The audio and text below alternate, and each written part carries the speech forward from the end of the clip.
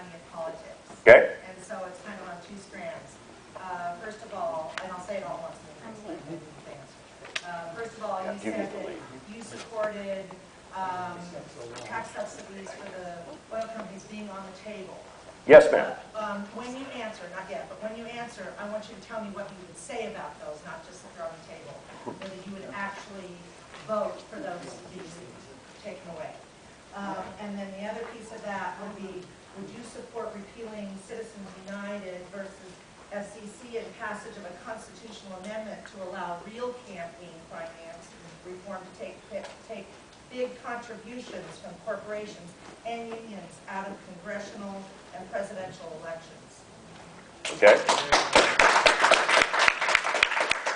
So, and you hit it, you actually do something that a lot of people don't do. Some people say it's just big corporations that are in. Actually, I was reading some... Yeah, I was reading a report today on that's in National Journal, I think, and the biggest super PAC contributor, this is independent, this is my analysis, this was National Journal, it's one of the publications on the Hill, it's not a partisan deal, was the National Education Association at 56 Okay, I don't want to debate who's in there. I just want to know if you... Well, no, I was complimenting you in that some people say, oh, it's just big corporations. I just want to answer. So, okay, so I'll give you an answer. No, I would not support the constitutional amendment. Second, I would support repealing. Yeah, so I would support full, total online disclosure. I think that makes sense. Yeah. Then you can judge. It's what we have in Oregon. Now, maybe not online instant, but the difference is where I get a little concerned is when the government starts talking about who can speak and who can't. I have a degree in journalism. I'm a big fan of the First Amendment right of free speech. And I realize people will say, well, a corporation's not an individual. That's right. The Supreme Court has ruled differently that corporations do have the opportunity to speak. Individuals have the opportunity to speak. So then you have mega-rich individuals who can speak. That's guaranteed in the First Amendment. What I struggle with is when the politicians start saying, I don't like that speech, so I'm going to figure out a way to clamp that down. My hunch is it's going to appear somewhere else. This isn't the first time we've had campaign finance law reform. The end result is most of it has been driven into the shadows, into all these 501 whatevers. And what Citizens United says, we're going to treat those as super PACs and you have to report your contributions and expenditures. And I think Americans then have the right, once things are fully disclosed, to judge whether you like that or not, whether you like the message or not. Judging doesn't change, though, that the government is making decisions based on the money they're receiving from big money rather than from the people's voice. So I might judge that, but I have no control over that. It's unlimited. Not even my vote. Yeah, your votes. You're just the most important thing. Look, you're seeing through this stuff. It's reported who's behind it. And so elections are going to occur. By the way, corporate contributions have been prohibited to federal candidates since Teddy Roosevelt. So this is all outside of that. And that's where my view is that the disclosure is a... How about the other question I have? Oh, on the tax issue. Yes. I'm going to tell you what I told you before because I want to put everything on the table. How would you respond to that particular piece? I'm going to wait till everything's on the table to respond. Okay? Because I think you have to be willing to put everything, I think you have to be willing to put it all on the table. I agree. And have that debate. If you begin to negotiate it publicly, then what's your leverage when you're working this stuff through? We had time for a couple more, and then I already went to you. Byron, yes? Okay, yes, sir. Congressman, I want to thank you for coming down and joining this town hall today. I think it's important that we have a chance to ask you these questions that Sure. we're asking you today. And it's important that we do it on a yearly basis. The senators of Oregon both have pledged to come to every county and hold a real town hall where people can ask questions, and they do it every year. Yeah. Both Senators Wyden and Senator Merkley. I would wonder if you would take the same pledge. I know it's a lot of travel. No, not as much as Wyden or Merkley travel. Oh, well, I'd put my mileage up against anybody.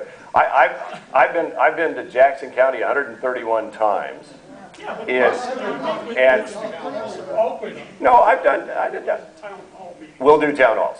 I did 14 town halls last year. We're 16 so far this year by the end of Tuesday. Sure. Happy to. Next.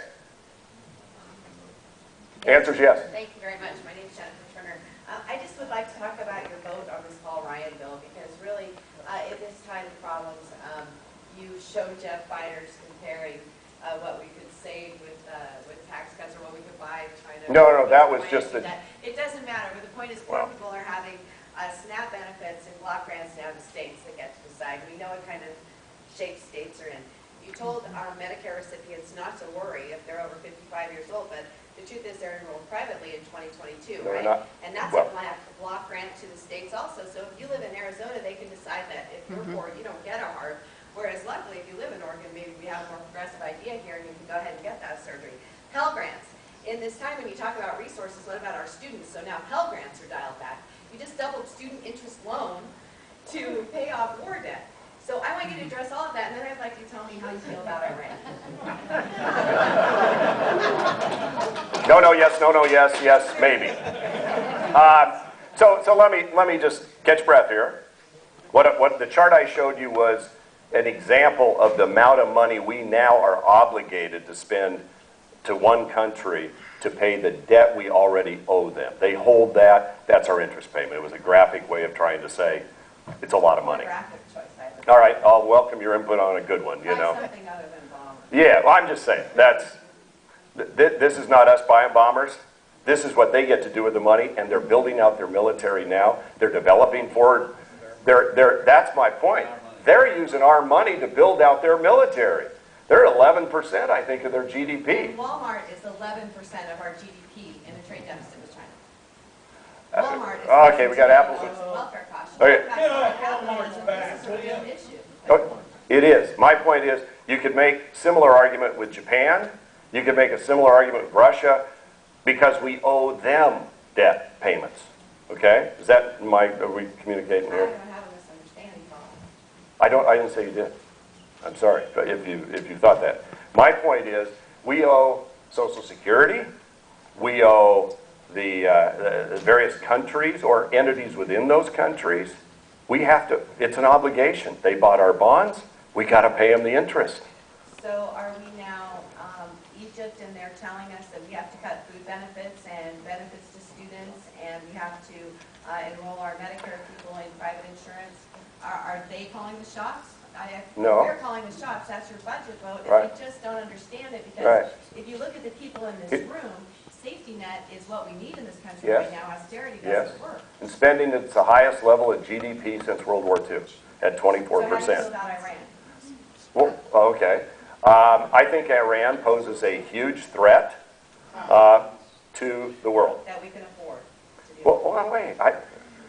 What do you think about Iran?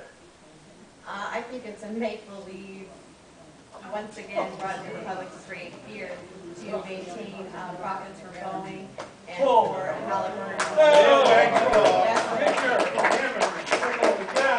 Wait, sir. Let's agree to be respectful.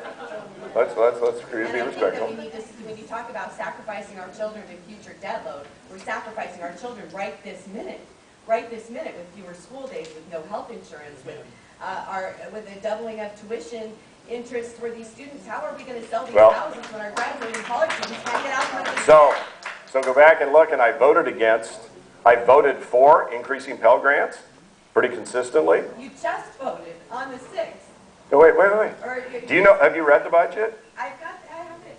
Right, it does not get into the 302Bs. It does not get into program by program specifics particularly. It doesn't mean those won't flow. Well, there's But- a national article I didn't vet, so maybe they got that wrong. So there's a lot of speculation about what happens when you get. We're going to have to make changes in what we spend and set priorities. That's what the committees do then going forward. What are Okay. you doing from a military standpoint? I actually believe in a strong defense, and I believe in supporting our military, and and under the sequestration, let me tell you what President Obama's Secretary of Defense said. that when the sequestration plays its way out, if nothing were done differently, you would have the smallest Navy since, let me quote it, because I know many people are videoing this, and I want to make sure that I'm accurate on it if I can find it. But it, so bear with me just a second.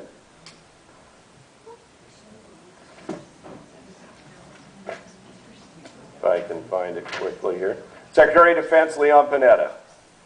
He pointed out that after a decade, these are his words, the cuts revealed would result in the smallest ground force since 1940, the smallest number of ships since 1915, and the smallest air force in the history of the country. That's the sequestration that's Could you compare what our size would be to the rest of the world at that point? much bigger. We can't compare it to ourselves. We've got 40% of the globe's military. Right. So we also are called on to do a lot of things to help people. Really? So would you prefer no military? What size is appropriate? Those are our choices, Representative. No, Golden. I'm asking. I'm just going to asking. sacrifice here. No, but I would say we sacrifice and everybody just stay a little bit more fearful of this whole thing. Because you're asking for sacrifice, but it's all poor people sacrifice. No, it's all not. middle-class No, I sacrifice. disagree with you. No. Nope. You're putting words in my mouth now, and I'm not Talk to going me to. about military budgets and what's happening. I think there needs to be reform. There's been. But there isn't any, and there's no tax loophole reform. You think all these things, but the other. Whoa. Actually, I've already told you, tax loophole reform is coming. That's what we're going to, that's true. I'm not making this stuff. It's coming. All right, let's move on. Yes, Greg, yeah, one last question, Greg? yeah, well, okay, go ahead. Okay.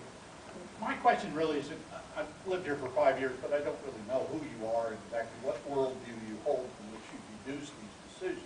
But you said something earlier about Grover Norquist that I want to ask you about. Why would an elected representative sign a binding pledge to an unelected person? And of course, in Grover Norquist's case, somebody with a very sketchy background. How can you take a pledge to him that impacts your ability to respond to your own constituents by saying no new taxes anytime? It's not you coming out and saying, this is my worldview, you should never do it. It's Not higher tax rates.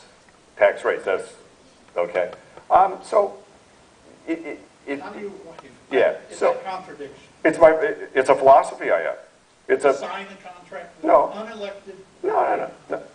But, you know, he's not an elected person. I know he's not elected person. You should see the number of surveys we get in when you run for office. How many have run for office? You get inundated. Every group, right and left, by the way, that says, you don't sign this, I'll never, we're against you. I fill out very few, if any, of those. Because, A, they usually are written in a yes or no context. And most things that I've dealt with in the world aren't that black and white. My wife and I were small business owners for 22 years. Since you asked, you don't know how I come to my decisions. I grew up on a cherry orchard with Depression-era parents. All right? That's kind of my background. I've met a payroll. We paid 100% of the insurance, health insurance for the people who work for us, their premiums. We grew a business that was in debt, and over 22 years, grew it and expanded it. We hired people. And sometimes we were the last ones to pay ourselves. We were the last ones paid. All right? So I've actually lived and breathed small business. Very small business, Hood River, the Dalles. And I grew up, as I said, on a cherry orchard, so I have a real affinity to agriculture. My ancestors came here in 1845 on my father's side. My wife's side, not long after that.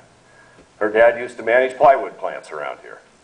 She grew up in Grants Pass, and then later on in Corvallis. So sort of runs in my blood about rural Oregon. And what I don't like is watching the jobs flee out of our state, and especially out of our rural areas. And having met a payroll, having been a small business person,